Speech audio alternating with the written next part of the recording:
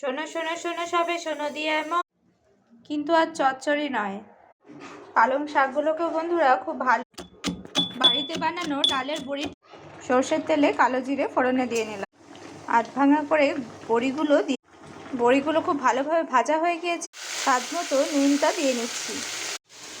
ধুয়ে রাখা পালং শাকটাকেও চেরা কাঁচা লঙ্কা দিয়ে নিয়েছি আর অল্প একটু হলুদ গুঁড়ো ব্যবহার করছি।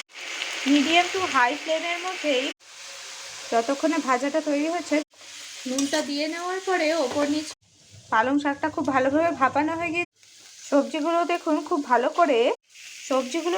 ভালো করে ভাজা হয়ে। এবারে এর মধ্যে পালং শাকটা দিই।